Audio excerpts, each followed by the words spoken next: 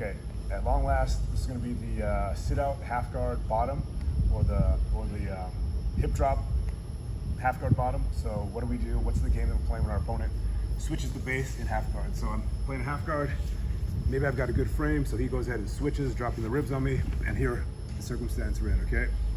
So the first thing I'm going to do is, as soon as he switches, I have a first option. If I can keep a good hook, there's 2 generations of force. I can go force in this direction, right? If he lets me do that, if he just lets me go that way, then I can just take him over, right? He's usually not gonna do that. So what happens is, as I start to go that way, he starts to drive back in. When that happens, I start taking him in the other direction, this direction, right? Gi or no gi, I can still frame.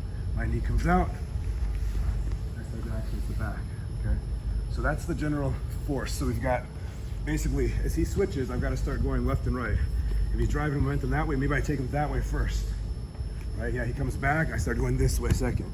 He fights that, I take him back, so we're just gonna be playing until my knee comes out, and I start to change the angle, looking for the back.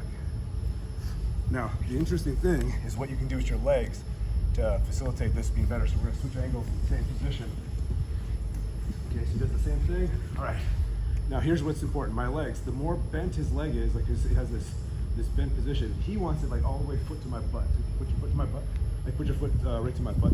Yeah, if it's show there, that's the perfect position for Coach Jeremy here. Now there's almost nothing I can do. His foot is all the way, like his shin is vertical and his foot's right up to my butt.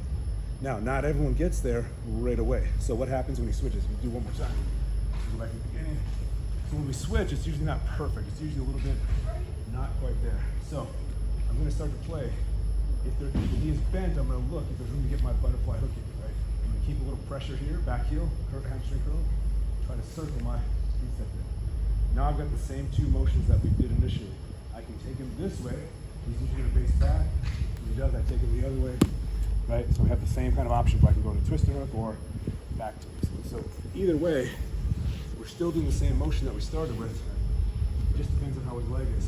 Sometimes if he straightens that leg out, now it's hard to get, like the butterfly hook's kind of not effective. If I feel that's happening, that's the other side of the dilemma. Now I'm going to step over this hook. So I'm going to step under. I can't really get a good lift here. I start to step over. If it's bent a little bit, so I use this bottom leg here. Right here to kind of straighten. I push it to my other leg so I can step over. Now I've got a good generation here.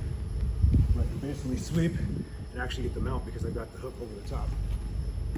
Okay, so again, position, I straighten the leg a little bit, I get the hook.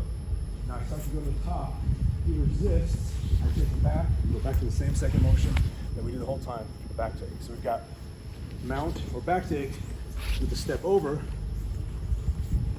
Again, switches. Let's say I'm trying to step over, he starts to bend the legs like, yeah. So now I've got to get just enough room to get that butterfly hook in. And I've got the same direction. Option 1 is taking him this way. He lets me, great. He's usually going to fight back. He fights back, elevate.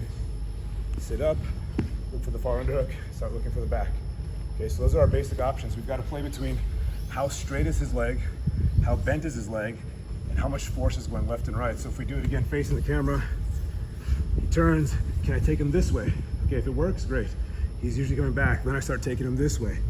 Right? He comes back from that, I go back the first direction until my knee comes free at the bottom.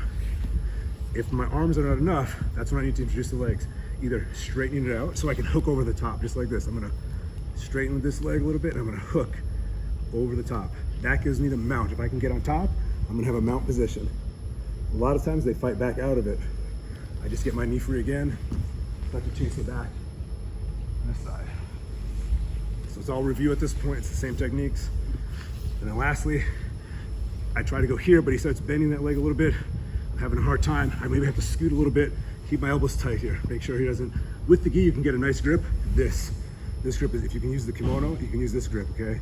No gi, you gotta just keep tight or octopus, right? Over back. But now I'm gonna use my foot. You see what I'm doing? To get enough space, there's my elevator in. Again, same motion, take him here.